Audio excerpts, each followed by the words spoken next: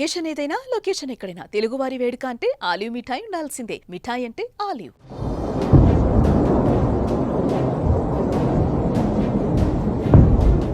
Operation Sindoor తర్వాత Jammu airport టార్గెట్గా పాకిస్తాన్ దాడులకు పాల్పడుతోంది. గురువారం రాత్రి ఆత్మాహుతి డ్రోన్లతో పాక్ దాడులకు దిగింది. ఎయిర్పోర్టుకు సమీపంలో 2 శక్తివంతమైన పేలుళ్ల శబ్దాలు వినిపించాయి. పాకిస్తాన్ దాడులను భారత బలగాలు సమర్థవంతంగా తిప్పికొడుతున్నాయి. పాక్కు చెందిన డ్రోన్లను ఇండియన్ ఆర్మీ కూల్చివేసింది. ఈ క్రమంలో సరిహద్దు గ్రామాల ప్రజలను సైరన్లతో భారత సైన్యం అప్రమత్తం చేసింది.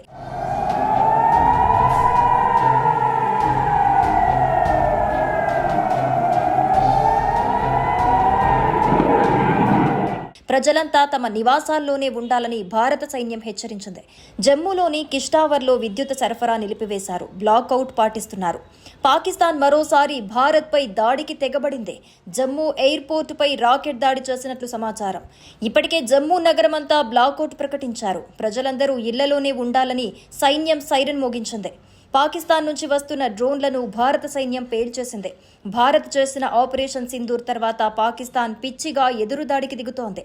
ఎప్పటికప్పుడు భారత సైన్యం పాక్ దాడిని తిప్పికొడుతోంది. అయితే జమ్మూ ఎయిర్పోర్టుపై రాకెట్ దాడికి సంబంధించి మరిన్ని వివరాలు తెలియాల్సి ఉంది.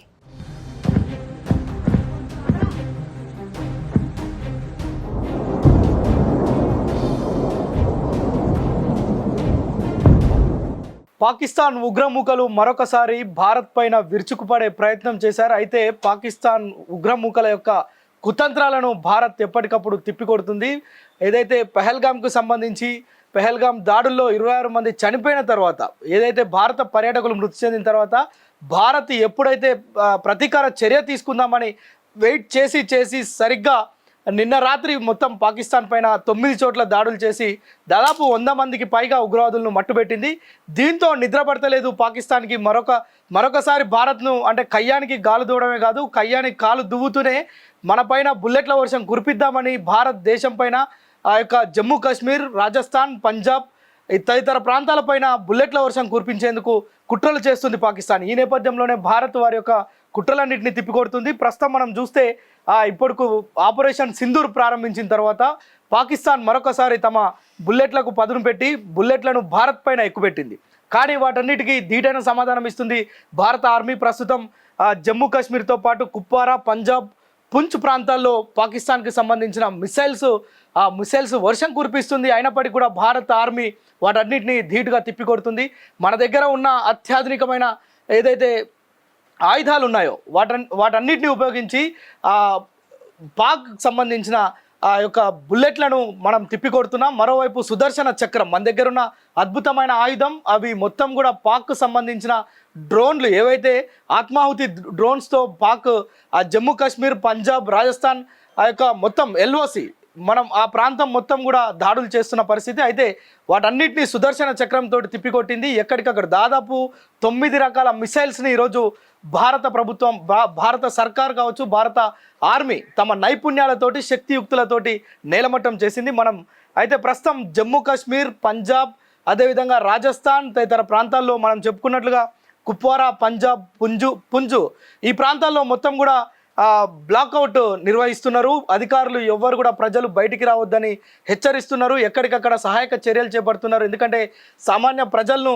టార్గెట్ చేస్తూ పాకిస్తాన్ ఉగ్ర అంటే మొత్తం కూడా పిచ్చి కుక్కలాగా వ్యవహరిస్తుంది పాకిస్తాన్ ప్రస్తుతం.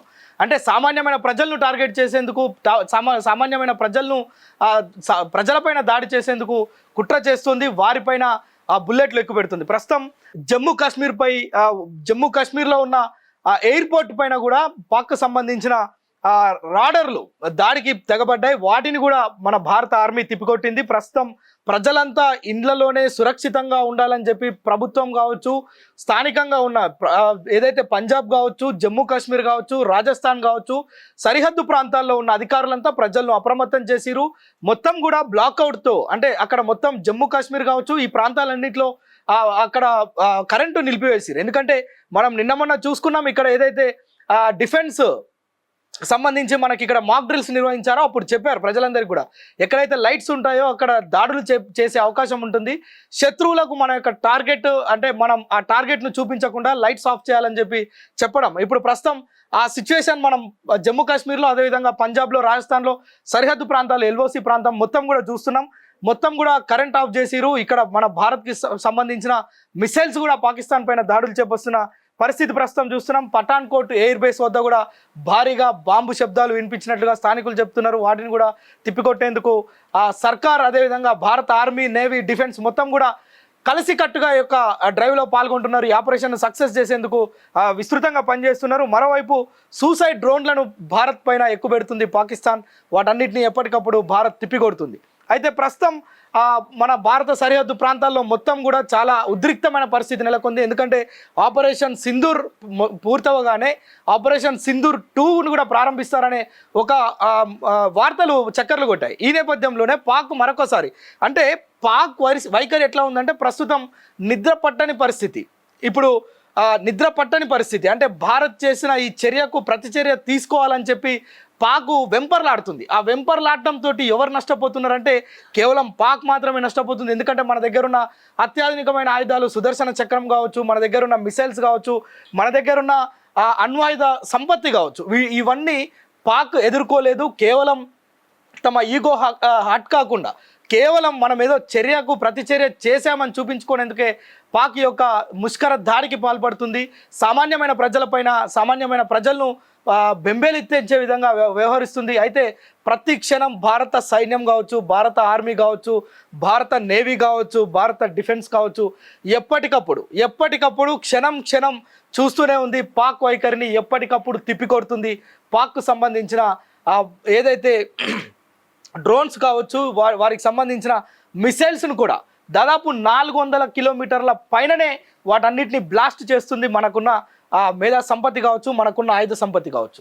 మన దగ్గర మన ఆర్మీని తక్కువ అంచనా వేసింది కావచ్చు పాకిస్తాన్ పదే అంటే పహల్గామ్లో జరిగిన దాడి తర్వాత భారత్ ఆచితూచి కేవలం 9 ఏదైతే ఉగ్రవాద శిక్షణా శిబిరాలు ఉంటాయో అక్కడ మాత్రమే దాడికి తెగబడింది. దాడి చేసింది, ప్రతీకార చర్య అని చెప్పింది, పాకిస్తాన్కి ముందే హెచ్చరించిన తర్వాతే ఈ యొక్క దాడి చేసింది. కానీ పాకిస్తాన్ మాత్రం నిద్ర పట్టని పరిస్థితిలో ఆ యొక్క ఎలాంటి నిర్ణయాలు తీసుకుంటుందో తెలియకుండా అక్కడున్న ప్రజలు బిక్కుబిక్కుమంటున్న పరిస్థితి. ఇక్కడున్న సామాన్యమైన ప్రజలపైన తమ బుల్లెట్ల వర్షాన్ని కురిపిస్తూ వారేదో ఈగోని సాటిస్ఫై చేసుకునే ఆ పరిస్థితిలో పాకుంది. అయితే వాటన్నిటిని కూడా ప్రస్తుతం భారత ఆర్మీ మొత్తం కూడా తిప్పికొడుతుంది. ఇంకొక చూడొచ్చు మనం దాదాపు 1 గంట నుంచి అక్కడ మొత్తం సైనిక చర్య ఏదైతే సైనికుల మధ్య యుద్ధ వాతావరణం అయితే నెలకొంది. వాటన్నిటిని కూడా ఎప్పటికప్పుడు భారత ప్రభుత్వం పర్యవేక్షిస్తుంది. అయితే ప్రస్తుతం పాక్కు చెందిన F-16 యుద్ధ విమానంతో పాటు అదేవిధంగా JF-17S యుద్ధ విమానాన్ని మొత్తం ఈ 3 విమానాలని కూడా భారత ఆర్మీ తిప్పికొట్టింది. వాటిని బ్లాస్ట్ చేసింది. గాల్లో వస్తున్న ఆ యొక్క 3 యుద్ధ విమానాలను కూడా గాల్లోనే మట్టుపెట్టింది భారత ఆర్మీ. ప్రస్తుతం అమృత్సర్ కావచ్చు, రాజస్థాన్ కావచ్చు, అక్కడ మొత్తం కూడా బ్లాక్అవుట్ పరిస్థితి ఉంది. బ్లాక్అవుట్ నిర్వహిస్తున్న పరిస్థితి. మొత్తం కూడా కరెంట్ ఆఫ్ చేసిరు.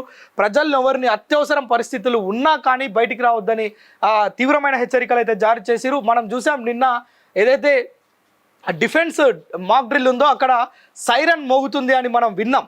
అయితే యుద్ధ సైరన్లు ప్రస్తుతం పంజాబ్, రాజస్థాన్, జమ్మూ కాశ్మీర్, ఎల్ఓసి ప్రాంతాల్లో మొత్తం కూడా ఆ యొక్క ఇది మొత్తం కూడా యుద్ధ సైరన్లు మోగుతున్న పరిస్థితి. ప్రజలంతా అలర్ట్ అవుతున్నారు. ఎవరు కూడా ఊహించలే ఈ పరిస్థితిని. వారంతా కూడా సామాన్యంగా తమ పనుల కోసం బయటకు వచ్చిన వారంతా మనం విజువల్స్లో చూడవచ్చు. పూర్తిగా ఒక్కసారిగా వారంతా బండ్లు తిప్పుకొని ఇంటికి వెళ్తున్న పరిస్థితి. జమ్మూ కాశ్మీర్ కావచ్చు, పంజాబ్ కావచ్చు, రాజస్థాన్ కావచ్చు, ఈ సరిహద్దు ప్రాంతాలన్నీ కూడా, తీర ప్రాంతాలన్నిటి కూడా పాక్ టార్గెట్ చేసిందని అయితే మనకు స్పష్టంగా తెలుస్తుంది. భారత్ ఆర్మీ కావచ్చు, నేవీ కావచ్చు, త్రివిధ దళాలు ఏవైతే ఉన్నాయో పాక్ చేస్తున్న ముష్కర చర్యను ఎప్పటికప్పుడు తిప్పికొడుతున్నారు. భారత ప్రజలు కూడా చాలా సంసిద్ధంగా ఉన్నారు. నిన్న మొన్న మనం చూసినాం. మొత్తం కూడా ఈ యొక్క ఆపరేషన్ సింధూర్ ప్రారంభమైన నుంచి ప్రజలందరూ స్వచ్ఛందంగా మాట్లాడుతున్న పరిస్థితి యుద్ధం గురించి. ఈ దెబ్బతోటి పాక్ మొత్తం ప్రపంచ పటంలో పాక్ లేకుండా చేయాలని చెప్పి ప్రజలు కోరుతున్న పరిస్థితి. సరిగ్గా ఇదే పరిస్థితి ఈరోజు భారత్లో కొనసాగుతుందని చెప్పొచ్చు. మరికొన్ని గంటల్లో పాక్ పరిస్థితి ఎలా ఉంటుందో మనం ఎప్పటికప్పుడు అప్డేట్ చేసే ప్రయత్నం చేస్తుంటాం. అయితే పాక్కు సంబంధించిన 10 డ్రోన్లను ఇక్కడ కూల్చినట్టుగా తెలుస్తుంది. మరోవైపు S-14 సిస్టమ్ తోటి చెప్పిన ఆల్రెడీ సుదర్శన చక్రం ఏదైతే మన దగ్గర ఉందో S-400 అంటారు, దాంతోనే ఏవైతే పాక్కు సంబంధించిన మిసైల్స్ కావచ్చు వీటన్నిటిని కూడా మట్టు పెడుతున్న పరిస్థితి మనం ప్రస్తుతం. అమెరికాకు చెందిన F-16ను గతంలోనే పాక్ కొనుగోలు చేసింది. పాక్ దగ్గర F-16 యుద్ధ విమానాలు ఒక 2-3 ఉన్నాయి. ప్రస్తుతం వాటిలో రెండింటిని భారత్ సమూలంగా నాశనం అయితే చేసింది. ఇక చూడాలి, ఈ రాత్రి మొత్తం కూడా భారత్ పాకిస్తాన్ మధ్య మొత్తం యుద్ధమే జరుగుతుంది. ఈ యుద్ధానికి సంబంధించి ఎప్పటికప్పుడు అప్డేట్ చేసే ప్రయత్నం చేస్తాం. మరోవైపు పాకిస్తాన్కి సమీపంలో ఉన్న బైస్మెల్లార్ ప్రాంతం పైన కూడా పాక్ విరుచుకుపడుతుంది. అక్కడ కూడా భారత ఆర్మీ కట్టుదిట్టమైన ఎదురుదాడి చేస్తుంది పాకిస్తాన్ మీద. ఎప్పటికప్పుడు చాలా కట్టుదిట్టమైన ఏర్పాట్లు చేయడమే కాదు, చాలా అప్రమత్తతో ఉండి ప్రజలెవరికి కూడా ఇబ్బంది కాకుండా భారత ఆర్మీ, నేవీ, డిఫెన్స్ 3 సంయుక్తంగా ఈ యొక్క యుద్ధాన్ని ఎదుర్కొంటున్నాయి. ఈ యొక్క పాక్ ముష్కరుల దుశ్చర్యను అడ్డుకుంటున్నాయి. వారి యొక్క దుర్మార్గమైన చర్యను తిప్పికొడుతున్న పరిస్థితి. దీని వశపట్టని పాకిస్తాన్ ఏ విధంగానైనా భారత్ని అల్లకల్లోలం చేయాలనే ఒక దుర్బుద్ధితోటి ఇవన్నీ చేస్తుందే తప్ప భారత్కు ఎలాంటి నష్టం జరగదనేది మాత్రం సుస్పష్టంగా అర్థమవుతుంది. సుమన్ టీవీలో మీ పర్సనల్ అండ్ బిజినెస్ ప్రమోషన్స్ కోసం కింది నెంబర్కి కాంటాక్ట్ చేయండి.